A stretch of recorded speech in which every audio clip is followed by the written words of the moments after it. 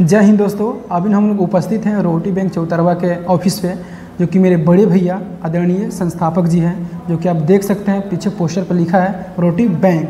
तो आज से कुछ महीना पहले भैया के साथ बहुत बड़ा एक्सीडेंट हो गया था। वो कैसे हुआ था और क्या हुआ था, हम भैया से जानने का प्रयास करेंगे।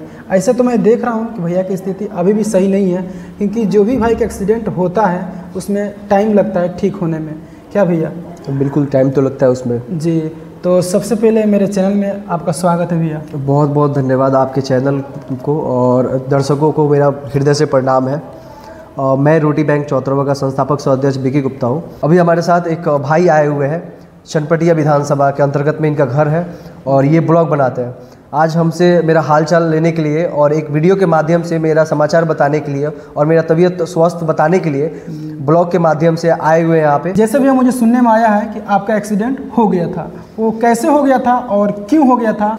देखिए, जो एक्सीडेंट हुआ पिछले 1 जुलाई 2025 को हुआ जी। और मैं बगहा से भोजन वितरण करके 10 से 11 बजे के बीच में मैं आ रहा था अपने टीम मेंबर के साथ। तो रास्ते में एक कुत्ता को बचाने में हो गया और जिस जगह पे हुआ था वो जगह भी काफ़ी खतरनाक जगह है। सिरौना में हुआ था, चौतरवा के बगल में ये सिरौना 1 किलोमीटर के अंतराल में है।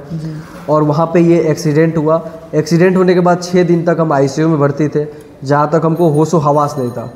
उसके बाद जैसे ही मैं वहाँ से डिस्चार्ज होके आया, तब से घर पे ही अभी दवा चल रहा है, ट्रीटमेंट चल रहा है अभी, और मैं पूरी तरह से अभी स्वस्थ नहीं हुआ हूँ। और ये दुर्घटना सिर्फ एक कुत्ता को बचाने में हुआ था। जी। और भाई का सवाल ये है कि आप करते क्या? सबसे पहले मैं यही बोलूँगा कि मैं रोटी बैंक चौतरवा के नाम से एक संस्था चलाता हूँ। 8 मार्च 2023 को मैं इस काम को आरंभ किया था और लगातार 850 दिनों से मैं सेवा कर रहा हूँ। रोटी बैंक चौतरवा के नाम से हम लोगों का संस्था है और जो ज़रूरतमंद व्यक्ति होते हैं, जो मानसिक रूप से पागल होते हैं, विक्षिप्त होते हैं और शारीरिक विकलांग जो यात्री होते हैं, उन लोगों को रात को हम लोग भोजन की व्यवस्था करके और भोजन पहुंचाते हैं। और ये कार्य यहाँ के स्थानीय लोग और यहाँ के जनप्रतिनिधियों द्वारा सहयोग से हो पाता है। अभी कुछ दिन पहले की बात है, 1 जुलाई 2025 की बात है कि मैं भोजन वितरण करके रात्रि को 10 बजे से 11 बजे के बीच में मैं बगहा से आ रहा था। तो रास्ते में मेरा बाइक एक्सीडेंट हो गया एक कुत्ता को बचाने में। भैया, आप तो बहुत अच्छे काम करते हैं। क्या आपको ऐसे भी लोग मिले हैं जो कि फ़ोन पे बोलते हैं कि विकी भैया हमारे नाम पे खाना बंटवा दीजिए, मैं आपको फ़ोन पे कर दे रहा हूँ और गूगल पे कर दे रहा हूँ या पेटीएम कर दे रहा हूँ? क्या वो लोग बाद में फिर पैसा भेजते हैं आपके पास? देखिए, ये आपका सवाल बहुत अच्छा सवाल है, अब तक का सबसे अच्छा सवाल लगा हमें। बहुत सारे लोग हमारे संस्था में ऐसे भी हैं जो कि भोजन अपने जन्मदिन पे, शादी के सालगिरह पे, पुण्यतिथि के अवसर पे, किसी भी शुभ अवसर पे भोजन वितरण करवा देते हैं और बोलते हैं कि भैया पेटीएम काम नहीं कर रहा है, फ़ोन पे मेरा काम नहीं कर रहा है, यूपीआई आईडी काम नहीं कर रहा है, मैं कुछ देर में डलवा देता हूँ या फिर कल परसों डलवा दूंगा। और फिर उन्हें दोबारा जब मैसेज किया जाता है पेमेंट के लिए, जब होटल में हम लोगों को पेमेंट डालना रहता है, क्योंकि हम लोगों का जो भोजन है होटल से लिया जाता है, तो उन लोगों का रिस्पांस कोई नहीं आता है, सिर्फ मैसेज देख के छोड़ देते हैं। बहुत बुरा लगता है कि ऐसे भी समाज में हमारे लोग हैं जो कि सिर्फ सोशल मीडिया पे अपना नाम का पोस्ट करवा देते हैं, भोजन बंटवा देते हैं लोगों को दिखाने के लिए कि हम अपने नाम पे आज भोजन बंटवाए हैं, और उसके बाद वो पैसा डालते नहीं है। इस बात का हमें दुख नहीं है, लेकिन सवाल आपका बहुत अच्छा लगा, क्योंकि उन लोगों की मानसिकता के ऊपर है जो जितना सोच सके, क्योंकि वो अपना पोस्ट करवा लिया सोशल मीडिया पे, लोगों को दिखा लिया कि हमने भोजन बंटवाए रोटी बैंक चौतरवा के माध्यम से, लेकिन वो कितना वास्तविकता हकीकत होता है ये हमारे टीम मेंबर को और हमें मालूम है कि वो कितने पेमेंट दिए हैं और क्या नहीं दिए हैं, ये सब चीज़ें हैं। और ऐसे बहुत सारे लोग हैं, बहुत सारे ऐसे लोग हैं जो कि भोजन वितरण करवा कर पैसे रख लिए हैं। तो आप ऐसे लोगों को क्या बोलना चाहेंगे? देखिए भाई, मैं कुछ नहीं बोलूँगा। और कोई भी काम अगर आप कर रहे हैं तो 100 लोग अगर आपके साथ खड़े हैं तो उसमें से 50 बुराई करने वाले भी मिलेंगे और 50 आपके साथ देने वाले भी मिलेंगे। तो बुराई करने वाले से भी हमें कोई दिक्कत नहीं है, और कोई पैसा रख लेता है तो उससे भी कोई दिक्कत नहीं है। मेरा क्या रख लिया? कुछ नहीं रखा भाई। लेकिन एक लगा से देखा जाए तो सरासर धोखा हुआ, क्योंकि अगर आपको पैसा विड्रॉल नहीं करना है, नहीं देना है, तो ऐसे मत बोलिए कि भैया हमारे नाम पर बंटवा दीजिए, मैं आपको पैसा पे कर दे रहा हूँ। ये तो आप तो खुद कर रहे हैं, लेकिन एक अपना नाम जोड़कर और आपसे मतलब फ़ायदा के चक्कर में और फिर आपको।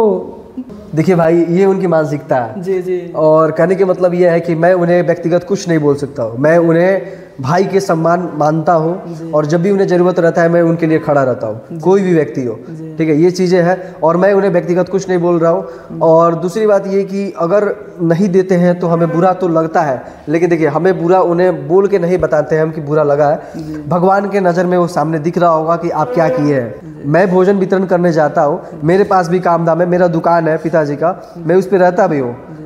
सबसे बड़ी बात है कि मैं अपना काम धाम छोड़ के भोजन वितरण करता हूँ। आप भी तो थोड़ा ध्यान दीजिए कि सामने वाला क्या मुनाफा मिलता है, किसी पागल को हमको खिला के क्या मिलता है। बस किसी की पेट भरने के लिए हम लोग रोड पे निकलते हैं अपने टीम के साथ और भोजन वितरण करते हैं, ताकि जो पागल व्यक्ति, हम लोगों के लिए तो कोई बड़ी बात नहीं है भोजन, हम लोग कमा के खा लेते हैं, माँ पिता है घर पे, बना हुआ घर से खाना मिल जाता है, होटल से हम लोग खरीद के खा लेते हैं। लेकिन जो पागल होते हैं उनको पैसा का महत्व नहीं पता होता कि पैसा होता क्या है। जो किसी स्थान पे पड़े रहते हैं, स्टेशन पे सोए रहेंगे, बाल इतने बड़ा बड़ा हो जाता है, 10 कपड़ा 15 कपड़ा पहने रहते हैं, तो उन्हें नहीं पता होता है कि वो किस तरह उन्हें भोजन मिलेगा और कैसे मिलेगा। तो उन लोगों तक हम लोग भोजन पहुंचाने का प्रयास करते हैं और हम लोगों का बस एक ही लक्ष्य है कि कोई भूखा ना सोए। हम लोगों का, हमारा ट्रस्ट का एक ही संकल्प है कि ऐसा लोकतंत्र हो जो भूख से स्वतंत्र हो, और हम लोग इस काम को लगातार कर रहे हैं। मैं सोशल मीडिया के माध्यम से बताना चाहूँगा कि ऐसे लोग 100 में एक ही मिलते हैं, क्योंकि आजकल भूखों को खाना कौन खिलाता है भाई? कोई नहीं खिलाता है। आप लोग देखे होंगे कि भूखे अगर दुकान पे जाते हैं तो उनको लाठी से मार को भगाया जाता है कि हमारे पास कुछ नहीं है, लेकिन उनके पास ऊपर वाला के दिया हुआ सब कुछ है, लेकिन 2 रोटी के लिए उन्होंने भगा देते हैं। तो ऐसा नहीं करना चाहिए। जो मेरे विकी भैया हैं ये बहुत अच्छे काम कर रहे हैं, क्योंकि शायद अगर इनके बारे में बोला जाए तो कम ही पड़ जाएगा, क्योंकि ऐसा इंसान और ऐसा आदमी नहीं मिलेंगे। मैं आप लोग से यही बोलना चाहूँगा कि आप लोग भैया के बारे में क्या बता रहे हैं, क्या राय दे रहे हैं, कमेंट में बताइएगा ज़रूर। और एक बात और बोलना चाहता हूँ, ईश्वर का रूप भैया है, क्योंकि ईश्वर के दिया हुआ इनके पास सब चीज़ है, लेकिन भैया का सोच और मानसिक जो भी है वो सिर्फ गरीबों के लिए है कि नहीं, मैं जब तक रहूँगा, मेरा जीवन जब तक रहेगा गरीबों के बीच में रहेगा। जो रोड पे घूम रहे हैं, जिनका कोई नहीं है, उनका सहारा कौन है भाई? कोई नहीं है, लेकिन है उन्हीं में से आप और मैं हैं। लेकिन अगर उनका पेट अगर भर रहे हैं ना, इससे बढ़ के क्या है भाई? तो वही भैया काम करते हैं, विकी भैया। और मैं जानने का प्रयास करूंगा कि भैया आपके जो साथ में जो टीम मेंबर थे उस टाइम एक्सीडेंट से पहले, क्या अभी वो साथ में हैं? देखिए ये भी सवाल बहुत अच्छा किया आप। मेरे एक्सीडेंट के बाद काफ़ी सारे टीम मेंबर जो भी मेरे टीम मेंबर हैं सभी टूट चुके हैं, क्योंकि एक संस्था, एक ट्रस्ट का अध्यक्ष के साथ अगर ऐसी दुर्घटना होता है तो कहीं ना कहीं उसके टीम मेंबर और टीम सदस्य भी बिखर जाते हैं। और बहुत सारे टीम मेंबर जो है कि बिखर चुके हैं। उन लोगों का कहना तत्काल में यही है कि भैया आप जब चलिएगा, आप साथ चलिएगा, तब हम लोग भोजन चल के साथ वितरण करेंगे। अभी हमारा ट्रस्ट सेवा नहीं दे पा रहा है, लगभग 1.5 महीनों से भी हम लोग सेवा नहीं दे पा रहे हैं लोगों को, क्योंकि मेरा आर्थिक स्थिति और शारीरिक स्थिति अभी सही नहीं है कि मैं लोगों तक पहुँच पाऊँ। क्योंकि अभी मैं आपसे वीडियो के माध्यम से आपको दिख रहा होगा, काफ़ी सारे मेरे जख्म जो है कि आपको वीडियो के माध्यम से स्पष्ट रूप से दिखाई दे रहे होंगे। और मैं बहुत जल्द, अगर कम शब्दों में बोले तो लगभग 10 से 15 दिनों के अंदर मैं फिर आप सभी के बीच, जितने भी यहाँ के स्थानीय लोग हैं, जो लोग हमसे जुड़े हुए, सभी लोगों के बीच हम उपस्थित होंगे और फिर से हमारा कार्य लगातार चालू होगा और हम लोग फिर से सेवा करने का काम करेंगे। बस आप सभी का सहयोग और साथ आशीर्वाद बना रहे, ताकि हम लोग पूर्ण रूप से उसको आरंभ कर सकें। भैया आपको क्या गलती था कि आपके साथ ऐसा एक्सीडेंट हुआ? देखिए आमतौर पे मैं हमेशा जब भोजन वितरण करने घर से जब निकलता हूँ टीम सदस्यों के साथ, तो बाइक से जाता हूँ हमेशा, और हमेशा हेलमेट लगा के जाता हूँ। लेकिन उस दिन गलती यही थी कि मैं हेलमेट लगा के नहीं निकला था, और काफ़ी सारे जब एक्सीडेंट हुआ तो सबसे ज़्यादा जख्म जो है कि मेरे चेहरे पे ही लगा था, सर पे भी लगा था, जिसकी वजह से मैं 6 दिन तक कोमा बोला जाए या फिर उसको बेहोश बोला जाए, कोमा तो बेहोश नहीं बोला जाएगा, कोमा बोला जाएगा, क्योंकि कोमा में जाने के बाद आदमी को क्या उसके साथ क्या होता है उसे खुद नहीं पता। 6 दिन तक मेरे साथ कौन सा ट्रीटमेंट हुआ, कैसे हुआ, हमें नहीं पता। क्योंकि बगहा अनुमंडल अस्पताल में एक्सीडेंट होने के बाद जब 20 मिनट के बाद हमें बगहा पहुँचाया गया अनुमंडल अस्पताल में, उस समय जो गुदरा सीने वाला हमने के देहात में जो गुदरा नहीं बोला जाता है, जी जी जी, गुदरा सिया जाता है। गुदरा सिया जाता है, 555 धागा से जो सिया जाता है, उस धागे से जो है कि मेरे टाका मारा गया था उस समय।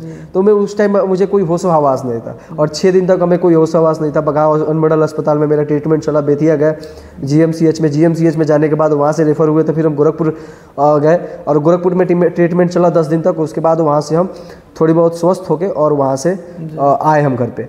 तो बस लोगों से मेरा, और जो भी मेरे भाई हैं उन लोगों से निवेदन रहेगा, विनती रहेगा हाथ जोड़ के, कि आप सभी अगर यात्रा कर रहे हैं या फिर कहीं भी सफ़र पे जा रहे हैं, अगर 5 किलोमीटर के डिस्टेंस में भी जा रहे हैं, 2 किलोमीटर का भी डिस्टेंस में जा रहे हैं, तो कम से कम आप सभी हेलमेट का इस्तेमाल करें।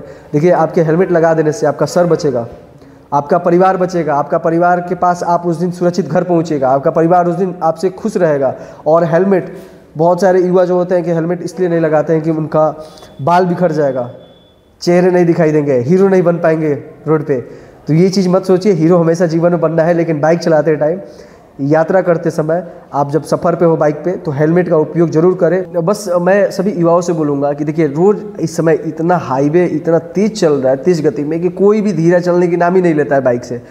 तो बस आप सभी युवाओं से विनती रहेगा, निवेदन रहेगा हाथ जोड़ के, कि बस आप सभी हेलमेट का उपयोग करें। बाल बिखर जाए और बाल बिगड़ जाए उसकी चिंता ना करें, जीवन में हैंडसम और हीरो बनते रहिएगा, लेकिन यात्रा करते समय कम से कम हेलमेट का उपयोग कीजिए। क्योंकि अगर हेलमेट हम उस दिन पहने रहते, तो आपके सामने जो चेहरा दिख रहा है, ये शायद आज ही ऐसा नहीं दिखता। चोट जख्म लगे रहते, गिरे, एक्सीडेंट हुआ, हाथ पैर टूटते, तो अलग चीज़ है, लेकिन जो चेहरे का नक्शे जो बिगड़ गए, 4 जगह 5 जगह जो टाके लगे, वो हालत मेरा नहीं होता। और सबसे बड़ी बात ये भी था कि सर में भी जो चोट लगा था, 4 बूंद ब्लड मेरा जो है कि यहाँ पे जम भी गया। ठीक है, तो बस युवाओं से यही कहना चाहूँगा कि गाड़ी तेज आए, हम उसमें कोई शब्द नहीं बोल सकते क्योंकि वो आपके ऊपर डिपेंड है, लेकिन मेरा बस एक ही विनती है कि हेलमेट का उपयोग जरूर आप करें।